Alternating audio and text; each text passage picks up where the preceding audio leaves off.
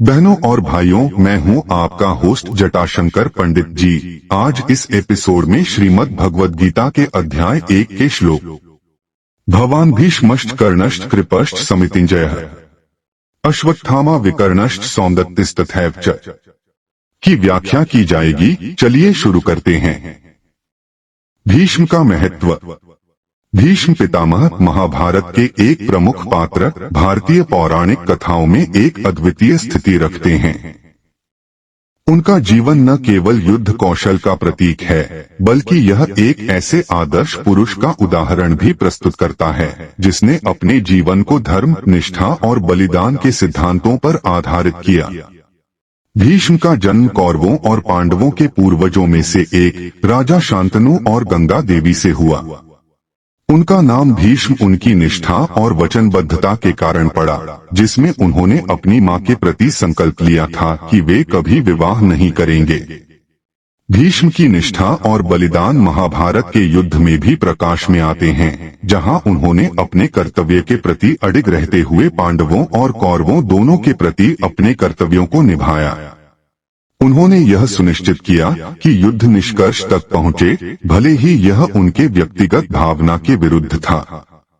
भीष्म का बलिदान उस समय महत्वपूर्ण था जब उन्होंने कौरवों के पक्ष में रहते हुए भी अपने मूल्य और सिद्धांतों को प्राथमिकता दी। उनका यह बलिदान आज भी प्रेरणास्त्रोत बना हुआ है, जिसने उन्हें धृतराष्ट्र और पांडव दोनों के प्रति एक नैतिक आदर्श बना दिया। भीष्म की भूमिका उनका जीवन जीने के तरीके में गहराई से छिपी है। उन्होंने न केवल युद्ध के मैदान में अपितु राजनैतिक दांवपेचों में भी अपनी बुद्धिमत्ता और विवेक का परिचय दिया।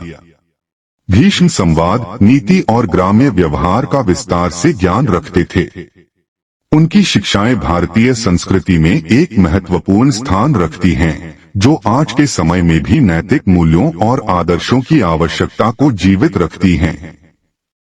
इसलिए भीष्म का महत्व केवल एक योद्धा के रूप में नहीं, बल्कि एक अटल नैतिकता के प्रतीक के रूप में भी देखा जाता है। कर्ण एक अद्वितीय योद्धा।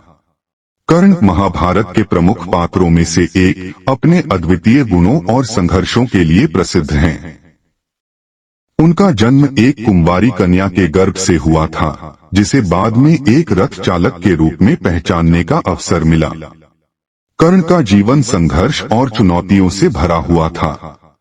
इसके पीछे उनकी जन्म से जुड़ी जटिलताएं थीं। उन्हें अपने असली माता पिता की पहचान का पता नहीं था। इस तरह उनके साथियों ने उन्हें हमेशा अपमानित किया, किंतु उन्होंने कभी भी अपने संघर्षों को उनके साहस और अस्तित्व के द्वार पर हारने नहीं दिया। कर्ण की निष्ठा और मित्रता उनके द्वार पर खड़ी एक अनूठी विशेषता थी। वे दुर्योधन के प्रति अपनी अटूट वफादारी के लिए जाने जाते थे। दुर्योधन के विरोध के बावजूद कर्ण ने अपने मित्र के साथ खड़े रहने का संकल्प लिया।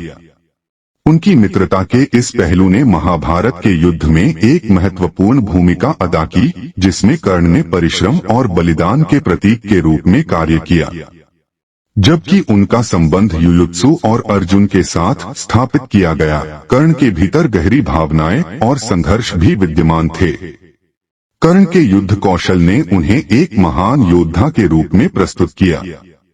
उनका नाम दानवीर से भी जाना जाता है, जिसका अभिप्राय है दान देने वाला वीर। कर्ण ने निर्धनों और अभावग्रस्तों की सहायता करने का अनूठा कार्य किया। उनके अद्वितीय कौशल ने उन्हें युद्ध के दौरान सर्वोच्च स्थान दिलाया। अनेक बार उन्होंने अपने प्रतिकूलता के बावजूद अपनी निर्णय प्रक्रिया को निभाया।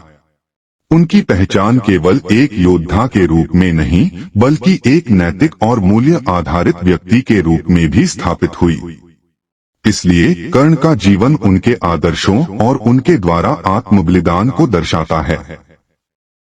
कृपाचार्य और उनके ज्ञान।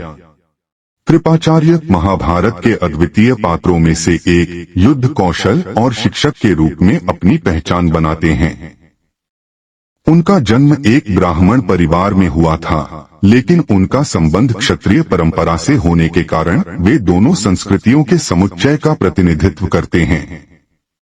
उनका ज्ञान और युद्ध की कला में दक्षता उन्हें एक अद्वितीय अस्तित्व प्रदान करती है। कृपाचार्य के दार्शनिक दृष्टिकोण ने उन्हें न केवल एक शिक्षक बना दिया, बल्कि महाभारत के युद्ध के रणनीतिकार के रूप में भी महत्वपूर्ण बना दिया। कृपाचार्य का जीवन शिक्षा के प्रति समर्पण को दर्शाता है। उन्होंने कई योद्धाओं को प्रशिक्षण दिया, जिसमें पांडवों और कौरवों दोनों शामिल थे। उनके शिक्षा में वीरता, नैतिकता और सम्मान का विशेष महत्व था, जिससे उनके शिष्यों की मानसिकता में स्थायित्व और समर्पण विकसित हुआ। इस प्रकार कृपाचार्य ने केवल शारीरिक कौशल ही नहीं, बल्कि आत्मज्ञान और दार्शनिक दृष्टिकोण भी प्रदान किया। उनके शिक्षण में यह स्पष्ट रूप से देखा जा सकता है कि वे अपने शिष्यों को केवल युद्ध कौशल ही नहीं, बल्कि जीवन के मूल्यों के प्रति भी जागरूक करना चाहते थे। कृपाचार्य का विचार था कि युद्ध केवल बाह्य संघर्ष नहीं है, बल्कि यह आंतरिक संघर्ष का भी द्योतक है।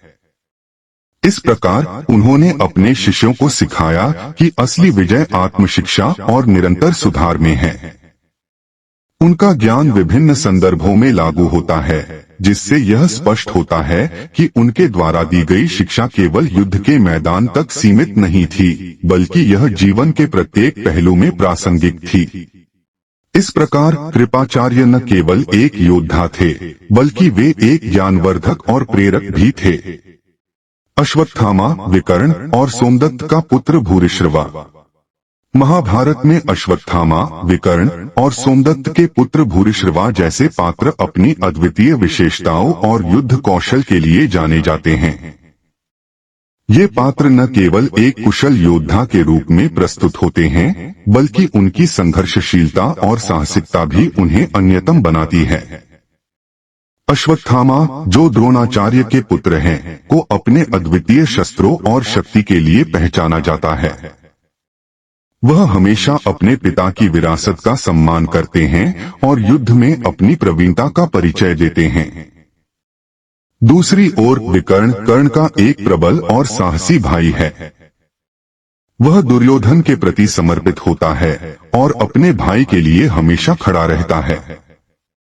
विकर्ण की निष्ठा और साहस महाभारत के विभिन्न युद्धों में सहायता करती है, जिससे वह एक महत्वपूर्ण पात्र बन जाता है।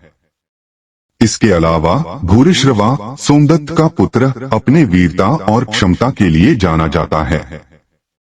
भूरिश्रवा को उसकी रणनीति और युद्ध कौशल के लिए आदर दिया जाता है और वह कई अवसरों पर अपने अद्वितीय दृष्टिकोण से युद्ध का परिणाम बदलने में सफल होता है। इन तीनों पात्रों की महाभारत में अत्यधिक महत्वपूर्ण भूमिकाएं हैं। उनके संघर्ष और साहस ने न केवल युद्ध के माहौल को प्रभावित किया, बल्कि उनकी विशेषताएं समर्पण और निष्ठा की मिसाल बन गईं। प्रत्येक पात्र के योगदान से यह स्पष्ट होता है कि जंग के मैदान में केवल शक्ति ही नहीं, बल्कि साहस, रणनीति और भाईचारे का महत्व भी है।